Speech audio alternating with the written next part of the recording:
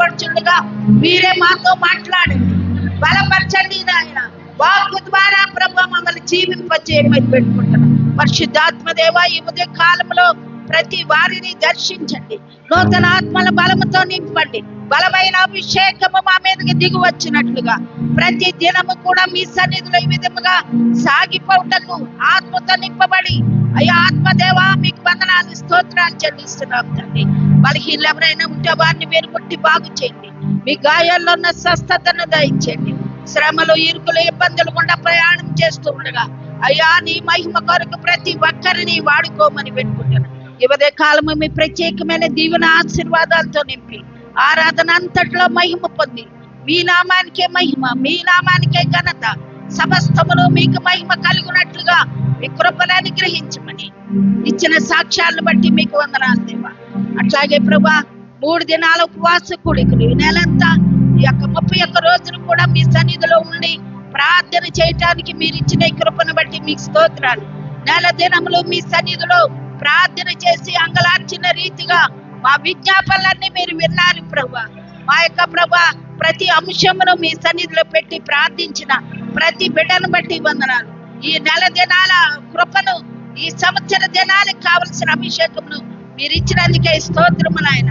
ఉదయ కాలము ఆయన 7 గంటలకే వచ్చి ఈ నెల దినాలు ప్రార్థించారు అయ్యా బిడ్డను, అందును బట్టి మీకు వందనాలు. ఉదయం, మధ్యాహ్నం, సాయంత్రం ఈ నెల దినములు ఎంతో ప్రార్థనలో నడిచారు, అందును బట్టి వందనాలు. అయ్యా ఇదిగో తండ్రి, అయ్యా ఫరో యొక్క రథహస్వములతో మేము కట్టబడి అయ్యా గుర్రముల వలె పరిగెత్తుటకు మీ బలమైన హస్తము ప్రభువా ప్రార్థన బలముతో మమ్మల్ని నింపి ఈ సువార్త పనిలో బలముగా వాడుకొనమని నజరేయుడైన యేసు నామములో మా జీవితాల్లో మీరు చేసిన ప్రతి ఆశ్చర్య కార్యముల కొరకు వందనాలు చెల్లిస్తూ యేసు నామమున అడిగి వేడుకుంటున్నాము తండ్రి, ఆమేన్.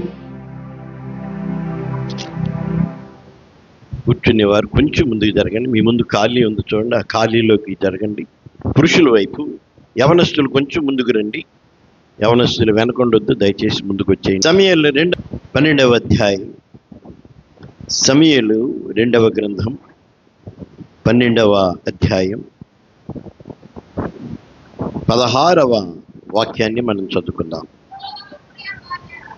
ఒకళ్ళు చదవండి అమ్మా.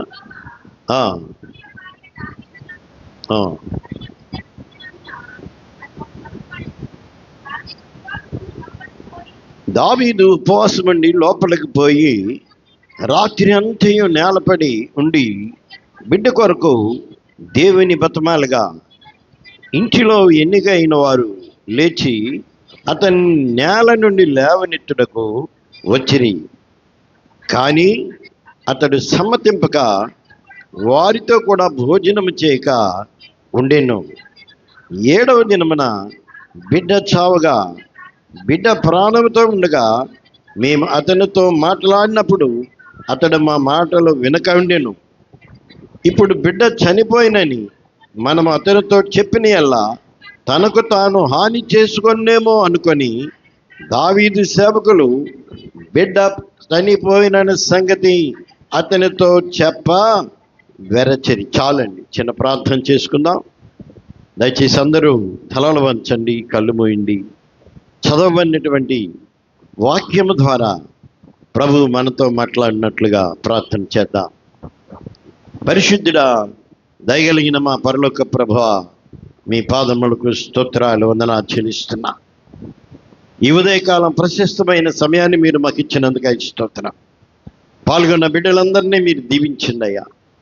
వాక్యము ద్వారా బిడ్డలతో మీరు మాట్లాడండి. మీ మాటలో జీవముందయ్యా. మీ మాటలు మమ్మల్ని బ్రతికించే మాటలు, అట్టి మాటలతో మీరు మాట్లాడండి. మీ వాక్యమే మమ్మల్ని ఆదరించేది, మీ వాక్యమే మమ్మల్ని బ్రతికించేది. ఇదిగో తండ్రి ఉదయకాలము, ఇదిగో తండ్రి నాయన వాక్యము ద్వారా ప్రతి బిడ్డను మీరు దర్శించి నాయన, ఇదిగో తండ్రి మీ నామమునకే మహిమ, మీ నామానికే ఘనత తెచ్చుకోనండి. ఎదురాడుచున్న అపవాది శక్తులను నజరేయుడైన యేసు క్రీస్తు వారి నామములో తొలగి పొమ్మని ఆజ్ఞాపిస్తున్నాం ప్రభా. అపవాది వాడి క్రియలన్నీ యేసు క్రీస్తు వారి నామములో లయమైపోవును గాక. మీ సన్నిధిని మాతో ఉంచండి.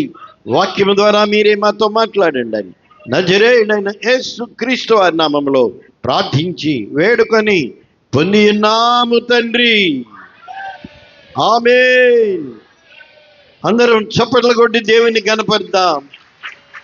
Praise the Lord. హల్లెలూయా. ఉపవాస ప్రార్థన ఎందుకో మనం ఉపవాస ప్రార్థనలో విన్నాం. ఏ విధంగా ఉపవాసం ఉండాలి, ఏ విధంగా ఉపవాసం చేయాలి, ఎందుకు ఉపవాసం చేయాలి అనే మాటలు మనం విన్నాం. నెల దినాలు ప్రార్థన చేశాం, 3 దినాలు ఉపవాస ప్రార్థన చేశాం. అయితే ఈ ప్రార్థనలో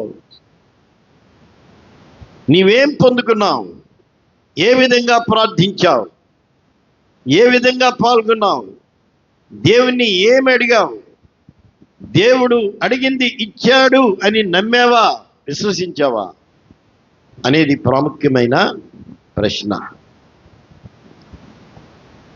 మన ప్రార్థనలు, మన ఉపవాస ప్రార్థనలు సాతానుతో అడ్డగింపబడతాయట. తెలుసా మీకు? సాతాను వాటిని ఏం చేస్తాడు? అడ్డగిస్తాడు. అయినప్పటికీ జయం ఎవరిది? ఉపవాసం ఉండి ప్రార్థించిన వారిది జయం. తప్పనిసరిగా ఉపవాస ప్రార్థనకు దేవుడు ఏమిస్తాడంటే జయము దేవుడిస్తాడు. ఆయన కన్నీటిని త్రోసివేసే దేవుడు కాదు, కన్నీటి ప్రార్థనను వినే దేవుడు, కన్నీళ్లను తుడిచే దేవుడు. నీ దుఃఖ దినములు సమాప్తములగును. చప్పట్లు కొట్టి దేవునికి మహిమ చెల్లిద్దాం. ఉపవాసములో అంత శక్తి ఉంది, ఉపవాసములో అంత బలం ఉంది, ఉపవాసములో అంత ఆశీర్వాదం ఉంది. కానీ మనం దేని కొరకు ఉపవాసం చేస్తున్నామో కూడా మనం జ్ఞాపకం చేసుకోవాలి. ఇక్కడ దావీదు కూడా ఉపవాసం ఉండి ప్రార్థన చేశాడట. దేని కొరకు ప్రార్థన చేశాడు? తనకు పుట్టిన బిడ్డ జబ్బుపడ్డాడు. దావీదు బత్షెబాకి పుట్టినటువంటి కుమారుడు బహుగా జబ్బుపడ్డాడు. కాబట్టి దావీదు ఉపవాసం ఉండి అతని కొరకు ప్రార్థన చేస్తున్నాడు. ఉపవాసం ఉండి ప్రార్థన చేస్తున్నాడు. మనం దేవుని వాక్యములు చదువుతున్నాం. దేవుడు ఆ ప్రార్థన అంగీకరించలేదు అని చెప్తాం. ఎందుకంటే 7వ దినాన్ని ఆ బిడ్డ ఏమైపోయాడంట? చనిపోయాడు. ఈ 16వ వాక్యంలో మనం చదివిన మాట ఏంటంటే,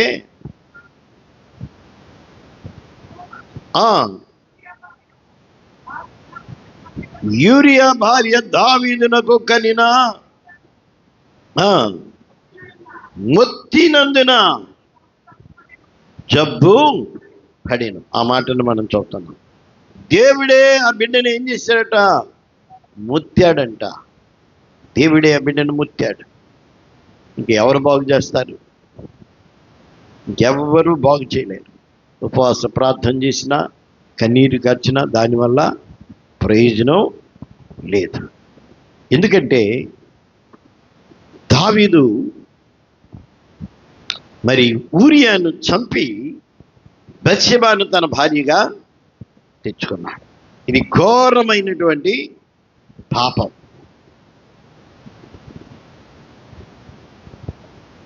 ఈ యొక్క పాపానికి ఖచ్చితంగా ఏముందంటే శిక్ష ఉంది. ఈ పాపానికి ఖచ్చితంగా శిక్ష ఉంది. చాలా మంది అనుకుంటారు ప్రార్థన చేసిన తర్వాత ఏమండి దేవుడు దేన్నైనా క్షమిస్తాడా? క్షమిస్తాడు, కానీ దానికి తగిన శిక్ష మూల్యం నీవు చెల్లించుకోవాలి. ఆ శిక్ష నీవు ఉండగానే, ఈ భూమి మీద ఉండగానే ఆ శిక్ష నీకు వస్తుంది. ఎక్కడో నరకంలో కాలిపోతాం అది కాదు. ఇక్కడుండగానే శిక్ష నీకు వస్తుంది. మనం ఇందాక చదివినటువంటి సామెతల గ్రంథం 6వ అధ్యాయంలో మనం చదివాం. ఆ మాటను కూడా మీకు నేను జ్ఞాపకం చేస్తాను. సామెతల గ్రంథం 6వ అధ్యాయం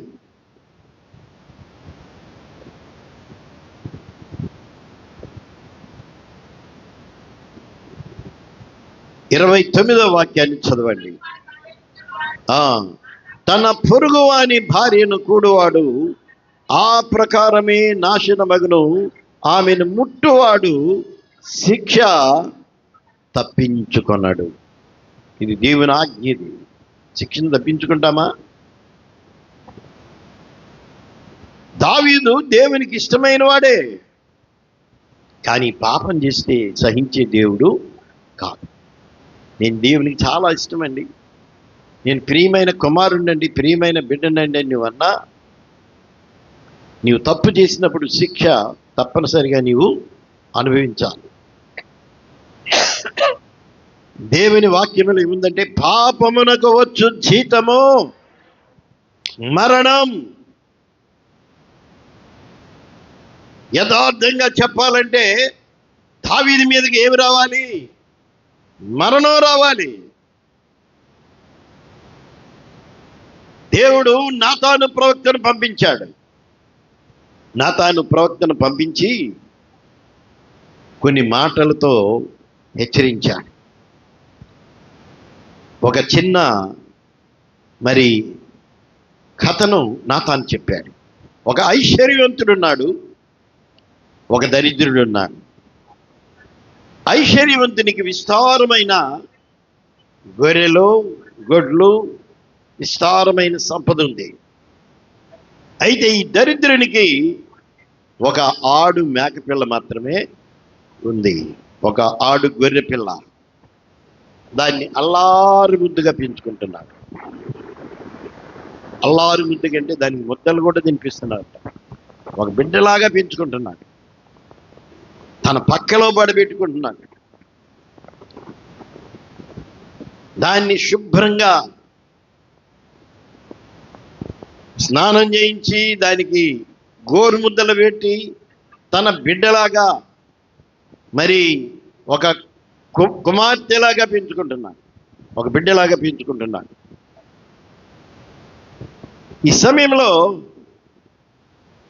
ఒక మార్గస్థుడు ఒక బాటసారి వెళ్తుంటే ఈ ధనవంతుడు, ఐశ్వర్యవంతుడు ఏం చేశాడంటే అతనికి భోజనం ఏర్పాటు చేశాడంట. అయ్యా బాటసారి, నువ్వు విశ్రాంతి తీసుకుంటున్నావు, భోజనం చేద్దు కానీ. అధిక మర్యాద. ఏ మర్యాద? అధిక మర్యాద. తనకు బోళ్ళన్నీ గొర్రెలున్నాయి, గుడ్లున్నాయి, సంపద ఉంది, ఆస్తి ఉంది. అందులో ఒక గొర్రె పిల్లని తెచ్చి అతనికి భోజనం చేసి పెట్టచ్చు కదా. అలా కాకుండా ఈ దరిద్రుని దగ్గరికి పంపించి, ఇదిగో బాటసారి వచ్చాడు, అతిథి వచ్చాడు, ఆ గొర్రెపిల్ల నాకు కావాలి, అతనికి వండి పెట్టాలి భోజనం అని ఆ అల్లారి ముద్దుగా పెంచుకొని ఆ గొర్రెపిల్లని తీసుకొని వచ్చి వధించి అతనికి ఏం పెట్టాడంట? భోజనం పెట్టాడు. ఎంత మర్యాద వస్తుందండి!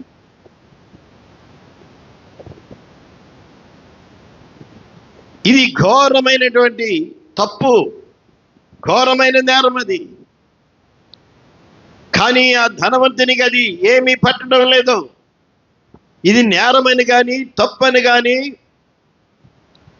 అయ్యో ఆ దరిద్రుడికి ఉన్నది ఒక్కటే ఆ ఆడుగొర్రె పిల్ల కదా, దాన్ని నేనెందుకు ఈ విధంగా నేను తీసుకోవాలని మనస్సాక్షి లేకుండా బహు కఠినంగా ప్రవర్తించాడు. నాతాను వచ్చి ఈ స్టోరీ కథ చెప్పి, దావీదు గారు ఏంటి మరి మీ తీర్పు ఏంటి దీనికి అన్నాడు. రాజు కదా, నువ్వు మీ తీర్పు ఏంటంటే, బహుగా అతని మీద కోపగించాడంట. ఈ మాట విని ఆ మనుషుని మీద బహుగా కోపగించుకొని, యెహోవా జీవముతోడు నిశ్చయముగా ఈ కార్యము చేసిన వాడు మరణపాత్రుడు అన్నాడు. చూశారా? తనకైతేనేమో ఒక న్యాయం, వేరే వాళ్ళకైతేనేమో ఇంకొక న్యాయం. అప్పుడు నాతాన్ అన్నాడు, ఆ మనుషుడు నీవే, ఆ మనుషుడు నీవే, ఆ విధంగా చేసిన వ్యక్తివి నీవే. అయితే దావీదు అంటున్నాడు, అతడు కనికరం లేకుండా ఈ పని చేశాడు కాబట్టి ఏం చేయాలంట? ఈ కార్యం చేసిన వాడు మరణమునకు పాత్రుడట. ఎప్పుడైతే ఈ కార్యం చేసిన వాడు నీవే అని ప్రవక్త హెచ్చరించాడో దావీదులో భయం ప్రారంభమైంది. దావీదులో భయం ప్రారంభమైంది. దేవుడు అతనికి పుట్టిన బిడ్డని ఏం చేశాడట? ముత్తాడంట, జబ్బు పడ్డాడంట. దావీదు ఏం చేశారంటే ఉపవాసం ఉండి ప్రార్థన చేయటం ప్రారంభించాడు.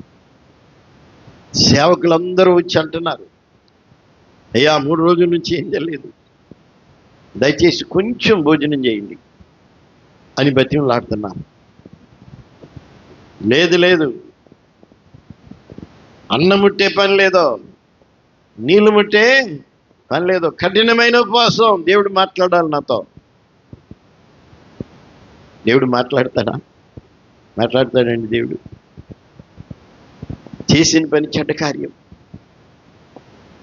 కానీ దాన్ని మర్చిపోయి నేను ఉపవాసం ఉండి ప్రార్థన చేస్తే దేవుడు నా ప్రార్థన ఆలకించి ఆ బిడ్డను బ్రతికిస్తాడు అనుకుంటున్నాడు.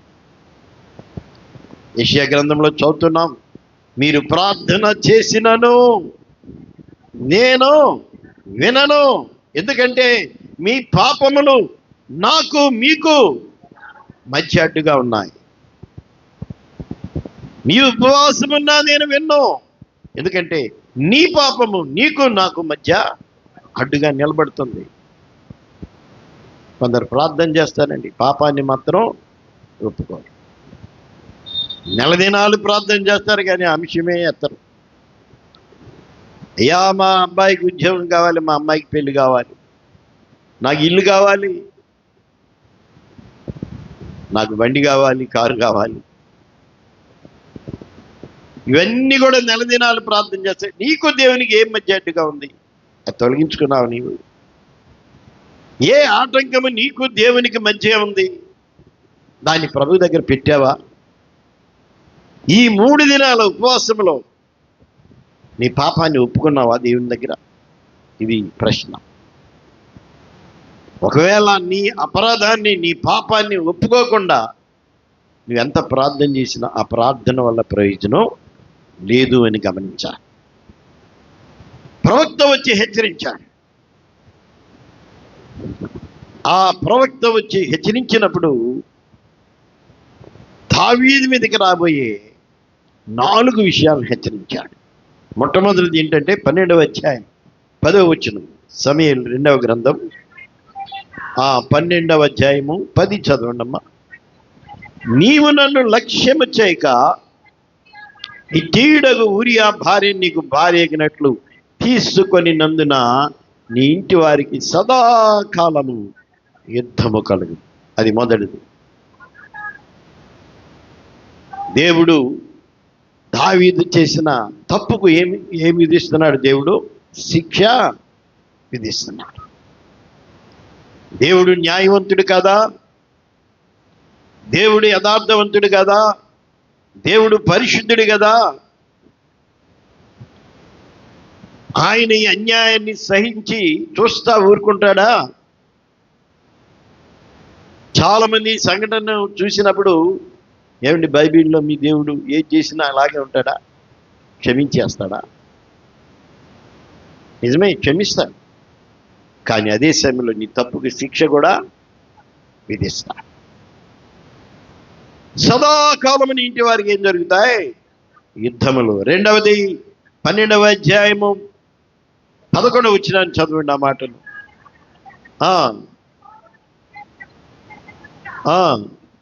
నీ ఇంటి వారి మూలముననే నీకు అపాయము పుట్టిస్తాను. నీ ఇంటి వారి మూలంగానే నీకేమొస్తుంది? అపాయం, యుద్ధం. మూడవది అంటున్నాడు 12వ అధ్యాయం 12వ వచనంలో, ఆ ఆ ఆ నీవు ఈ కార్యము రహస్యముగా చేసేవి గాని ఇశ్రాయేలీయులందరూ చూచుండగా పగటయందే నేను చెప్పిన దానిని చేస్తా. నీవు రహస్యంగా ఈ పాపం చేశావు, అన్యాయంగా ఊరియాని నీవు చంపించావు, ఊరియా భార్యని భార్యగా తీసుకున్నావు. నీవు రహస్యముగా ఈ పాపాన్ని చేశావు. కానీ నేను చేసేది ఏంటో తెలుసా? అందరికి బహిరంగంగా కనబడేట్లు పగట ఎందే ఈ శిక్షను నేను నీ మీదకి రప్పిస్తాను. పగటి కాలమే అందరూ చూసి నీవు అవమానం పాలవుతావు అని హెచ్చరిస్తూ చివరిగా దేవుడు చెప్తున్నాడు 12వ అధ్యాయం 14వ వచనంలో,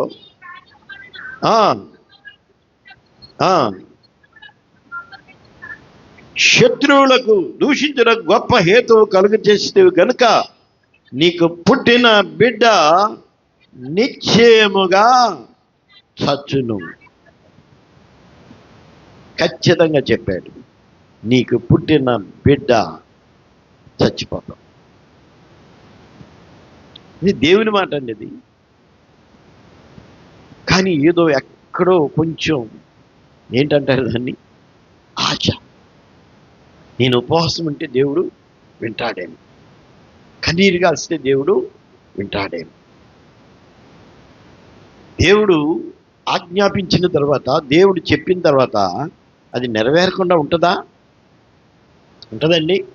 ఉండదు. తప్పనిసరిగా అది నెరవేరు. అయితే దావీదుకి ఎక్కడో కొంచెం ఆశ, ఉపవాసము ద్వారా నేను ఈ శాపాన్ని తొలగించుకుంటాను అనుకున్నాను.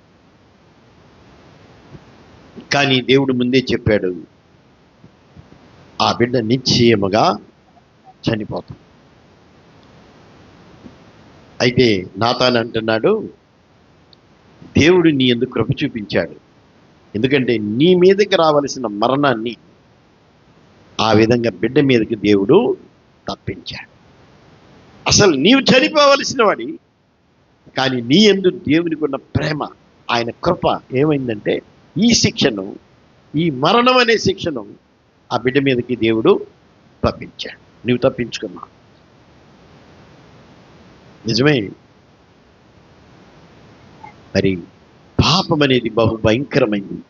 అది ఘోరమైనటువంటి వ్యాధి కలిగి, హృదయము మోసకరమైంది, అది ఘోరమైన వ్యాధి కలిగి. పాపము చేసిన ప్రతి ఒక్కరూ శిక్షను తప్పించుకోలేరు. నీ పాపము నిన్ను ఏం చేస్తుందంటే తరిమి తరిమి పట్టుకుంటుందంట. నీ పాపము నిన్ను తరిమి తరిమి పట్టుకుంటుంది. కాబట్టి మనం జాగ్రత్తగా ఉండాలి. ఎవరు చూడలేదు అని నీవు నేరం చేస్తే, తప్పు చేస్తే, హత్యలు చేస్తే, నేను పూడ్చిపెట్టానులే ఎవరు చూడలేదు అనుకుంటే, అది ఏదో ఒక రోజు అది బహిరంగమై బయటకు వచ్చేస్తాం. అది దాగి ఉండేది కాదు.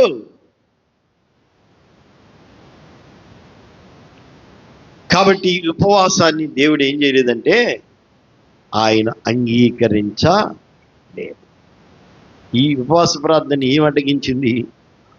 పాపమే అడ్డగించింది. పాపం అడ్డగించింది. దానికి రెండవది ఏమైందంటే దేవుని శిక్ష కూడా దానికి తోడైంది. దేవుడు చెప్పాడు, చెప్పిన దాన్ని ఆయన నెరవేర్చాడు. ఆ తర్వాత 7వ దినం బిడ్డ ఏమైపోయింది, చనిపోయిన తర్వాత అప్పుడు దావీదు లేచి స్నానము చేసి తైలము రాసుకొని వేరు వస్త్రములు ధరించి యెహోవా మందిరానికి వెళ్ళి మొరొక్కి అప్పుడు భోజనం చేశాడు. భోజనం తీసుకురండి అంటున్నాడు. వీళ్ళు అనుకుంటున్నారేంటి, వీడు చావాలని ప్రార్థన చేశాడు ఏంటి, వీడు చచ్చిపోయాడు అనగానే వెంటనే లేచిపోయి మరి వేరే వస్త్రాలు ధరించి తైలము కూడా పూసుకొని చెట్టు కూడా కొట్టుకొని మందిరంకి వెళ్ళి దేవుణ్ణి ఆరాధించి మ్రొక్కి ఇంటికి వచ్చి భోజనం తీసుకురండి అంటున్నాడు. వాళ్ళు అనుకుంటున్నారు ఈ అబ్బాయి చచ్చిపోయాడు అని తెలిస్తే చచ్చిపోతాడని వాళ్ళు దాన్ని దాచిపెడుతున్నారంట, చెప్పటం లేదంట. ఎలా ఉన్నాడు బిడ్డ? 3వ రోజు ఎలా ఉన్నాడు? బతికాడా? ఏం చెప్పట్లే వాళ్ళు. 7వ రోజు వరకు ఏం చెప్పలా. దావీదు అటు ఇటు చూస్తే అందరూ ఏమంటున్నారు? గుసగుసలాడుతున్నారంట. ఎప్పుడైతే గుసగుసలాడుతున్నారో దావీదుకి ఏమైపోయింది? అర్థమైపోయింది. బిడ్డ చనిపోయాడని అర్థమైంది. అడుగుతున్నాడు, బిడ్డ చనిపోయినా అని అడిగితే, అవునయ్యా బిడ్డ చనిపోయాడు. వెంటనే లేచి స్నానం చేసి వేరు వస్త్రాలు ధరించి తైలం రాసుకొని దేవుని మందిరానికి వెళ్ళి మ్రొక్కి వచ్చి భోజనము చేశాడు. ఎందుకంటే దావీదుకి అర్థమైపోయింది, దేవుడు నా ప్రార్థన ఆలకించలేదు. కానీ దేవుని మీద అలిగాడా? అలిగాడండి. ఎందుకు చేసావయ్యా నాలాంటి వాడికే ఈ పని అని అడిగాడా? ఎందుకంటే అంతరాత్మ తెలుసు, నేను తప్పు చేశాను, తప్పుకి శిక్ష పడింది, నా ప్రార్థన దేవుడు వినలేదు. అందుకని మళ్ళా మందిరంలోకి వెళ్ళి మొక్కున్నాడు. ఎందుకంటే అయ్యా నన్ను చంపేసేవాడివే, కానీ ఇది ఈ విధంగా నా మీద నుండి నీవు మరణం తప్పించు, నన్ను బ్రతికించు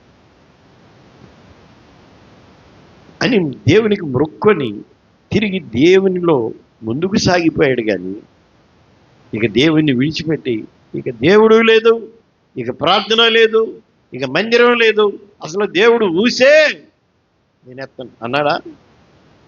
చాలామంది ఇలాగంటారు. లేదో పెద్ద భక్తి పనులు అయిపోయినట్టు, వీళ్ళ ప్రార్థనకేమో జవాబు రానట్టు. ఇక నేను రాను, ఇక నేను ప్రార్థన చేయను. చేయకపోతే నీకే నష్టం, రాకపోతే నీకే నష్టం. కాబట్టి మన పాపానికి తగిన శిక్ష వచ్చినప్పుడు మనం తల వంచాలి.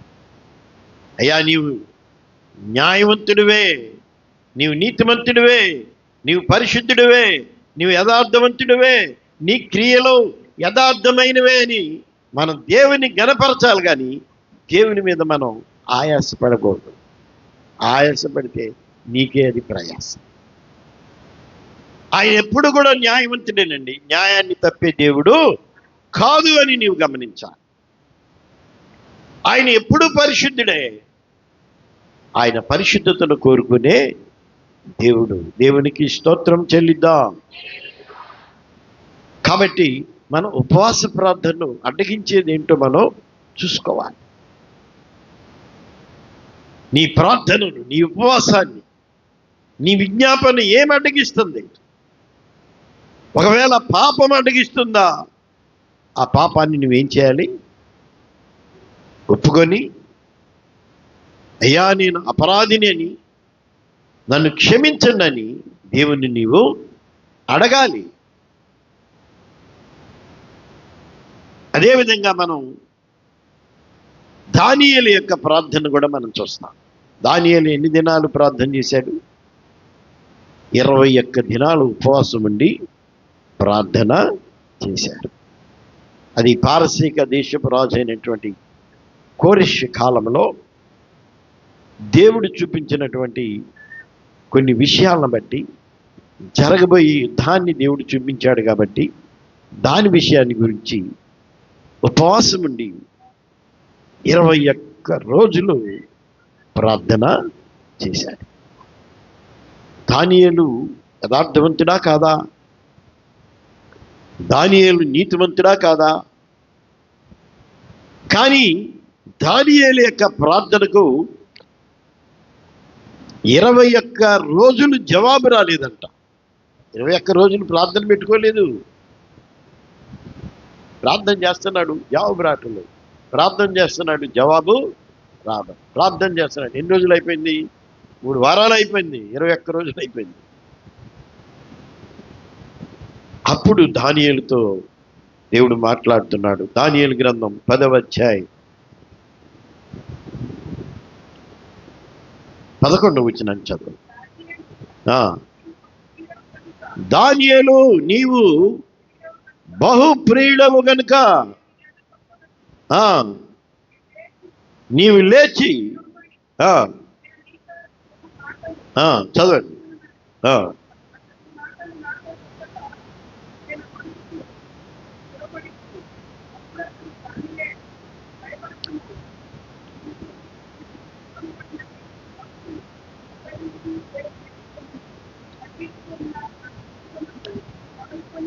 ఆ మొదటి దినము మొదలుకొని నీవు చెప్పిన మాటలు వినబడినవి గనుక నీ మాటలను బట్టి నేను వచ్చి తిని. పారసీకుల రాజ్యాధిపతి 21 దినములు నన్ను ఎదిరించెను.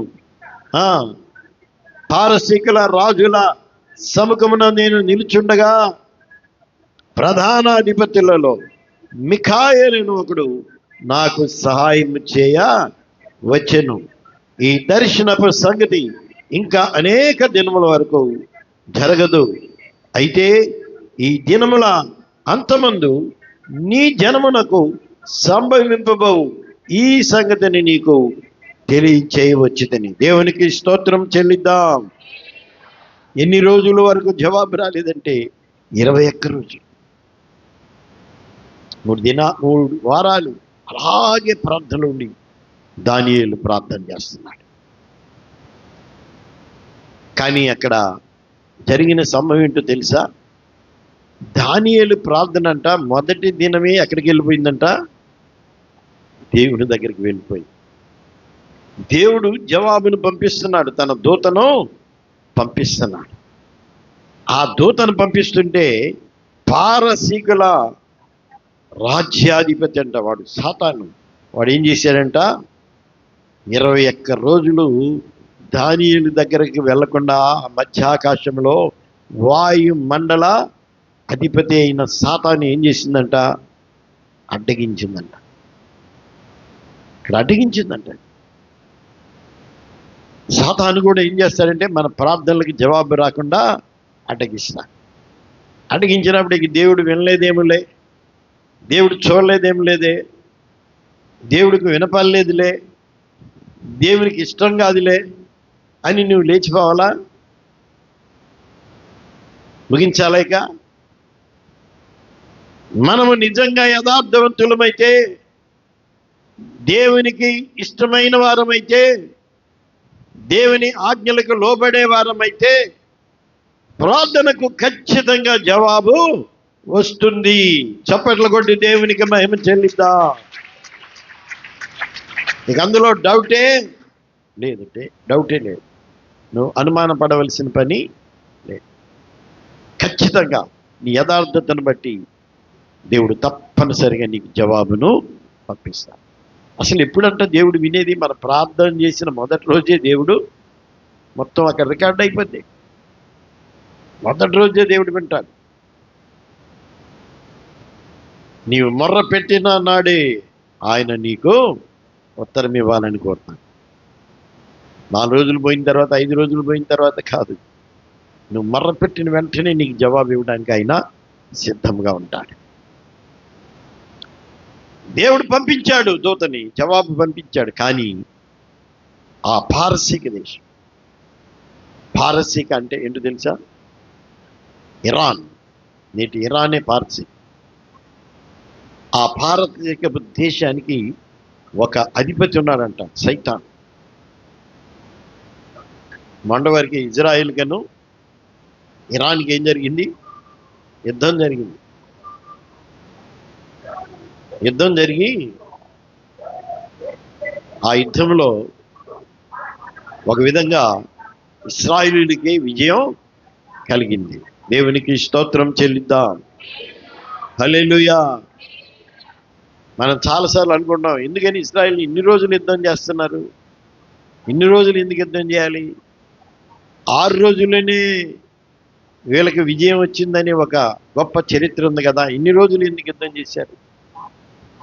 సాతాను ఏం చేస్తాడంటే కొన్నిసార్లు మనల్ని ఏం చేస్తాడు, అటకిస్తాడు. జయం రాకుండా, జవాబు రాకుండా అటకిస్తుంటాడు. ఈ దేశాన్ని పరిపాలించేవాడు ఎక్కడున్నాడంట?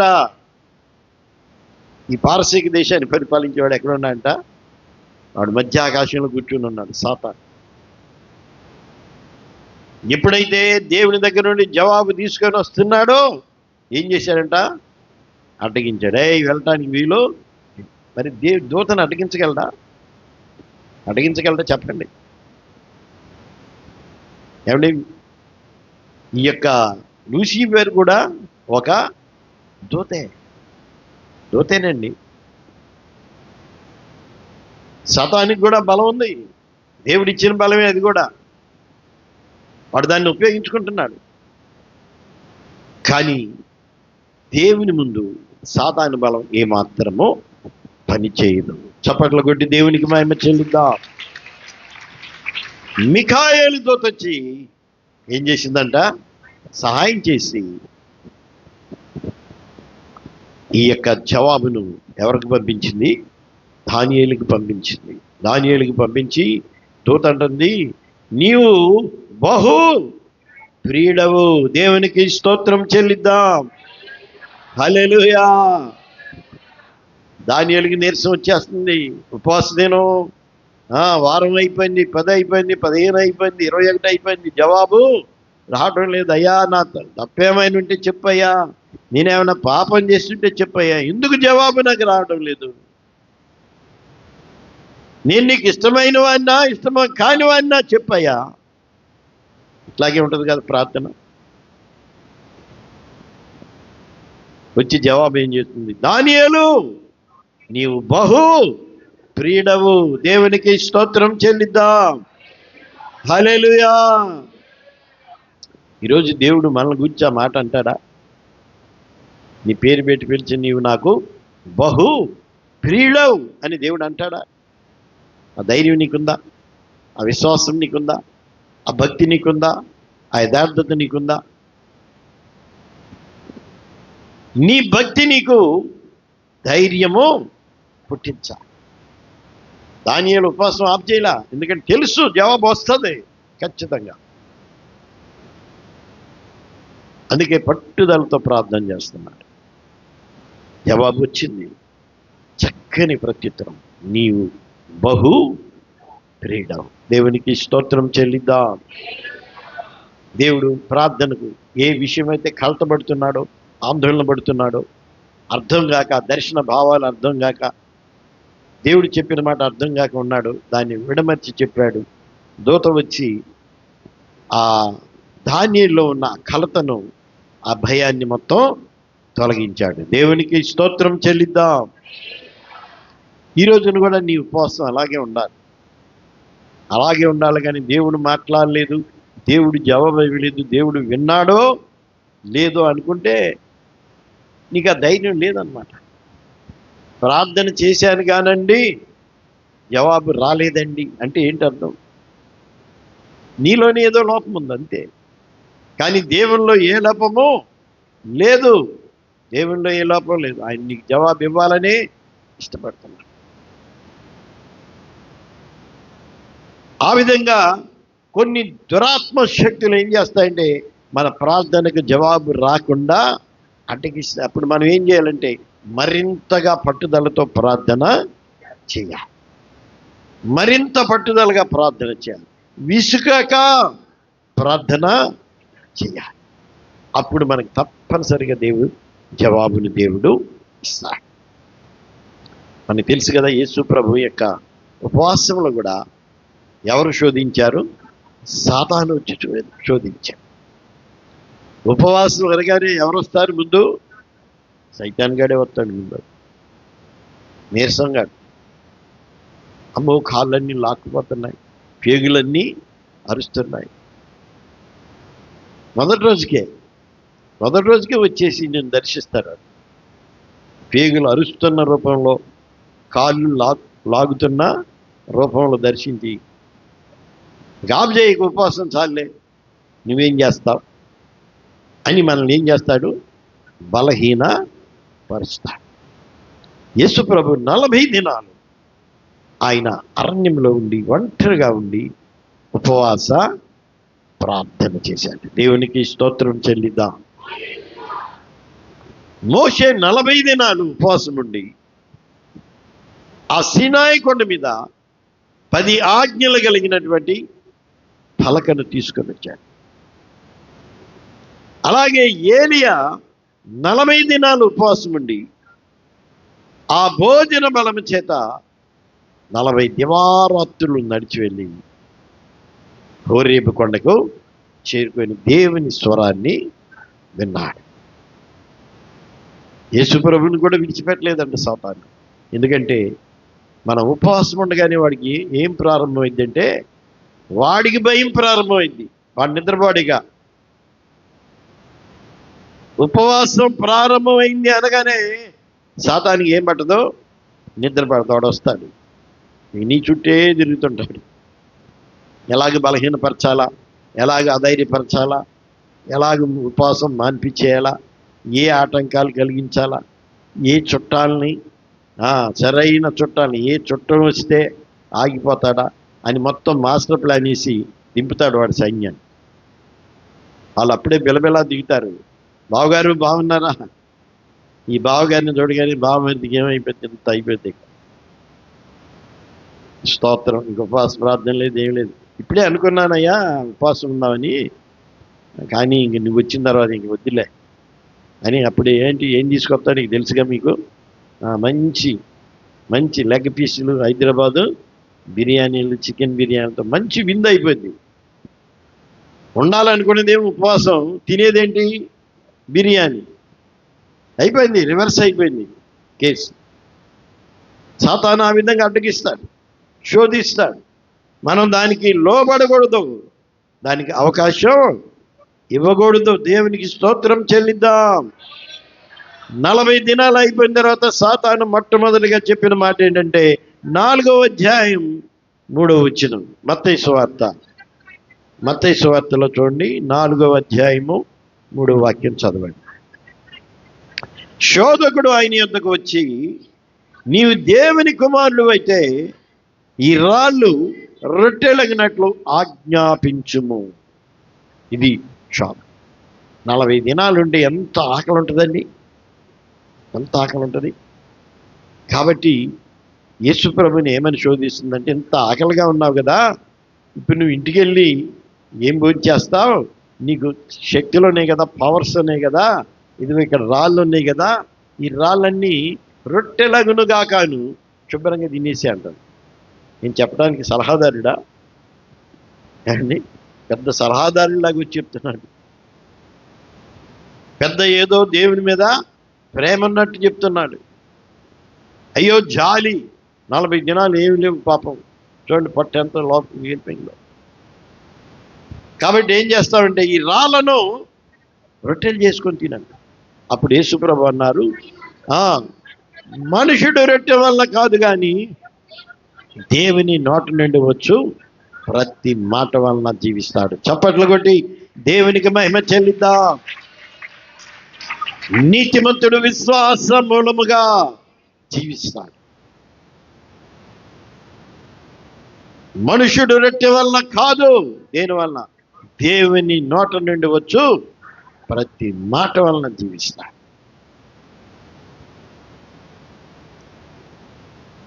యేసు ప్రభు ఏ విధంగా ఎదుర్కొన్నాడంటే వాక్యముతోనే. సాతాన్ని ఎదుర్కొనే సరైన పద్ధతి ఏంటంటే వాక్యం. ఎప్పుడైతే మనం ఈ వాక్యము అనే ఖడ్గాన్ని మనం ప్రయోగిస్తామో వాడు పారిపోతాడు. కానీ ఇంకా ట్రై చేస్తున్నాడు. ఒక ఎత్తైన పట్టణ దేవాలయపు శిఖరానికి తీసుకొని వెళ్ళి అక్కడికి తీసుకుని వెళ్ళి ఏమంటున్నా అంటే, నీవు దేవుని కుమారుడు అయితే క్రిందికి చదవండి. అన్నమాట 4:5 చదవండి. 4:5 అంట.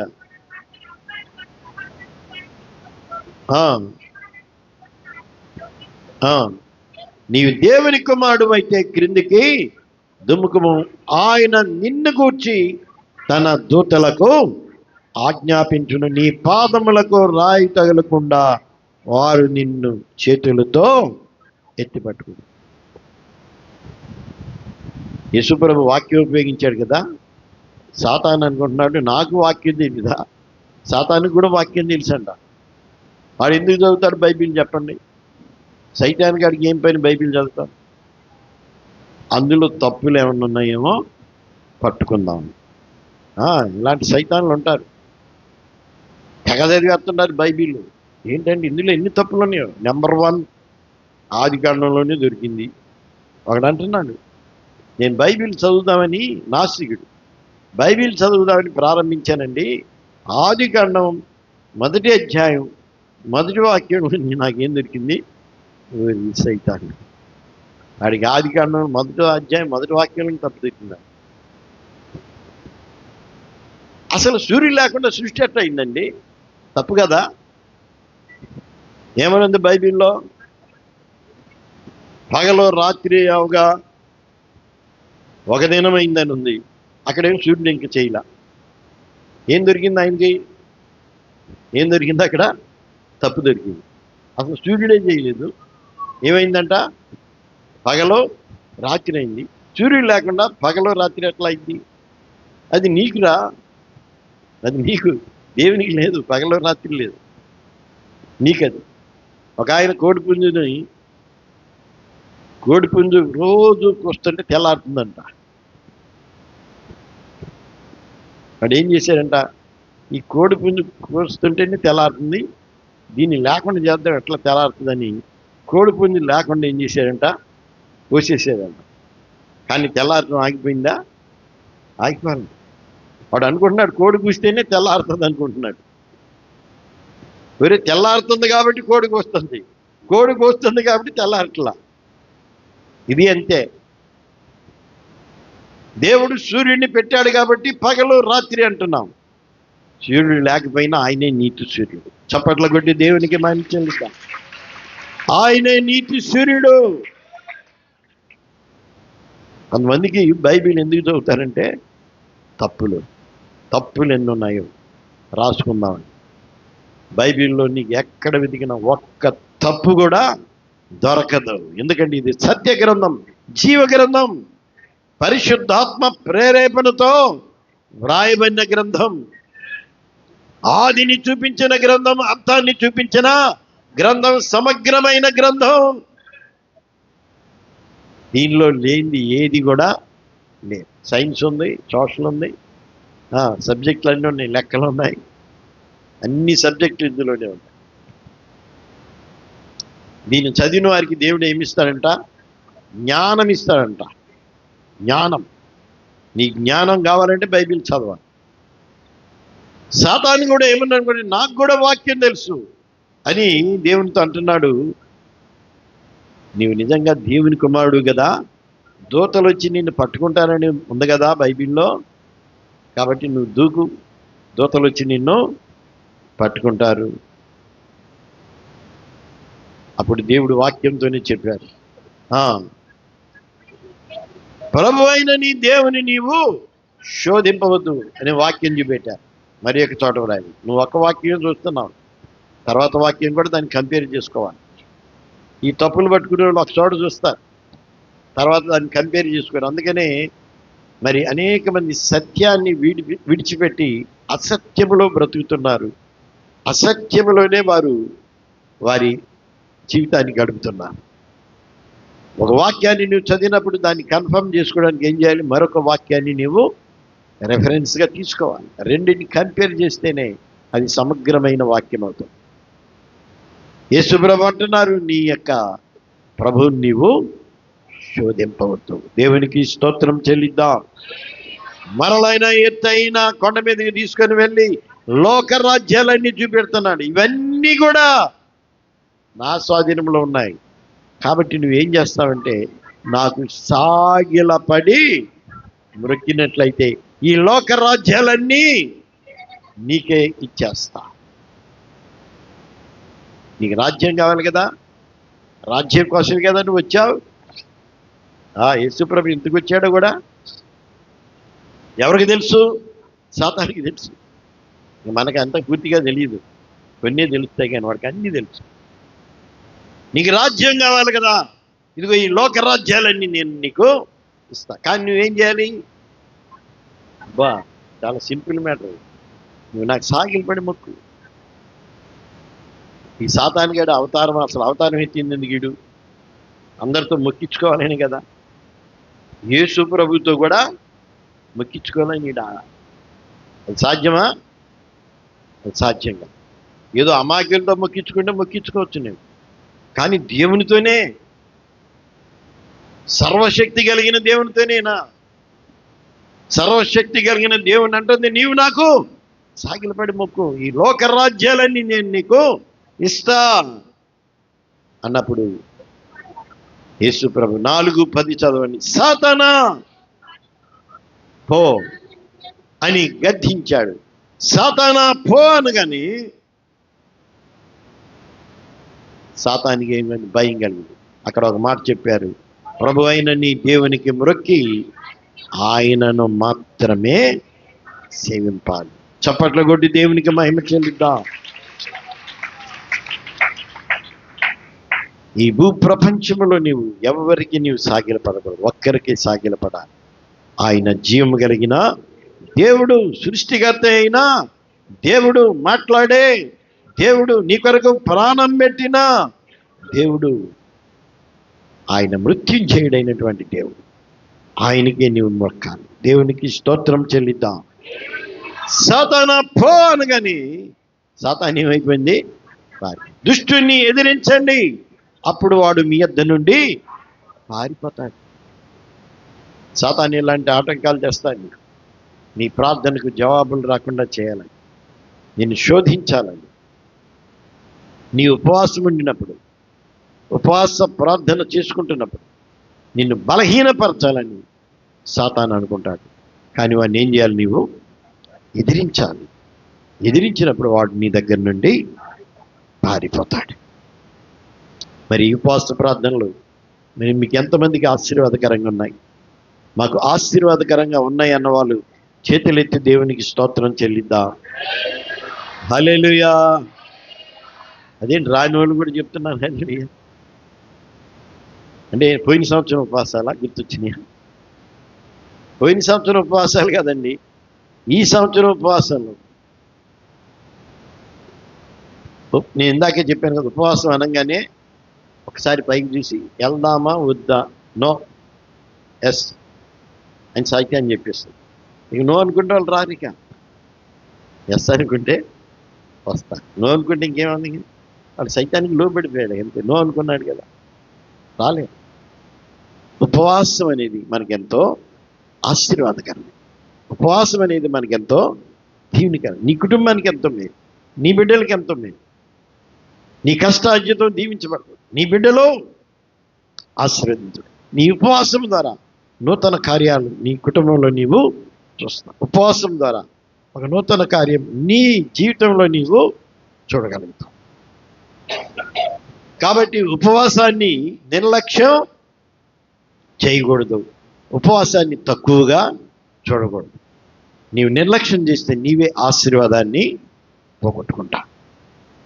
మరి నిజమే, ఉపవాసంలో ఒక్కోసారి మనం జవాబు పొందకపోతే నిరాశ పడకూడదు. ఎందుకంటే దేవుడు తగిన సమయంలో నీకు జవాబును ఇస్తాడు. ఆయన జవాబు కొరకై ఒక సమయాన్ని ఆయన నిర్ణయించాడు. ఆ సమయంలో తప్పనిసరిగా నీకేమొస్తుంది? జవాబు వస్తుంది. దేవుడట్టి కృప మనందరికీ అనుగ్రహించునుగాక. ఆమేన్. దయచేసి మోకరించండి, ప్రార్థన చేసుకుందాం. అందరూ మోకాళ్ళ మీద ఉండి కొద్ది నిమిషాలు మనం ప్రార్థన చేసుకుందాం. ఈ 3 దినాల ఉపవాసం ద్వారా నేనేం పొందాను? ఖచ్చితంగా ఈ ఉపవాసం నీకు ఆశీర్వాదకరంగా ఉంటుంది.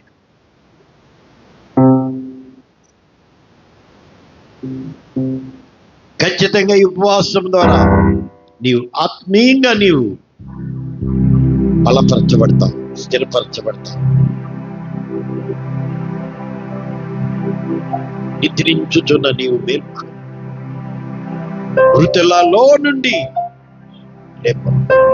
అప్పుడు క్రీస్తు నీ మీద ప్రకాశిస్తాడు. నీ ఉపవాసంలో ఏం ప్రార్థన చేశావు, ఏం మొరపెట్టావు, ఏ విజ్ఞాపన చేశావు, అవన్నీ ప్రభు దగ్గర ఉన్నాయి. నీకు జవాబు ఇవ్వడానికి ఆయన ఇష్టపడుతున్నాడు, జవాబును పంపించడానికి ఆయన ఇష్టపడుతున్నాడు. తగిన సమయంలో ఆయన కార్యాన్ని చేస్తాడు. తగిన సమయంలో నీవు జవాబు పొందుకుంటావు. అట్టి విశ్వాసంతో మనం ముందు కొనసాగుదాం. జూలై నెలలో చేసిన ప్రార్థన, 3 దినాలు చేసిన ప్రార్థన, ఉపవాస ప్రార్థన, అవి వ్యర్థం కాదు. ఒకవేళ సాతాను అడ్డగించవచ్చు, కానీ సాతానును జయించి సాతాను కార్యాలను లయపరిచి నీకు జవాబును పంపించడానికి ఆయన సిద్ధంగా ఉన్నాడు.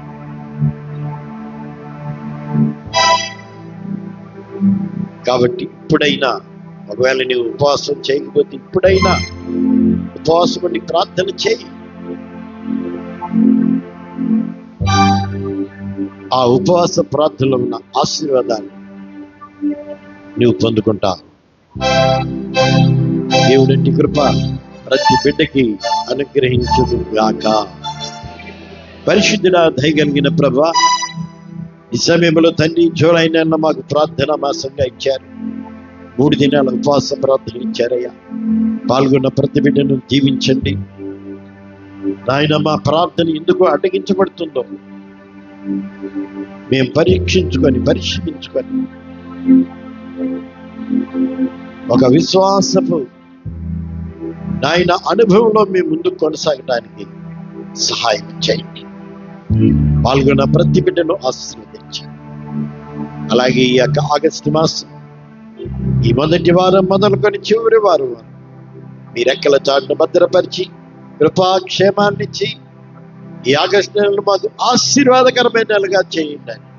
యేసయ్య అతి పరిశుద్ధమైన నామములో ప్రార్థించి వేడుకొని పొంది ఉన్నాము తండ్రి. ఆమేన్.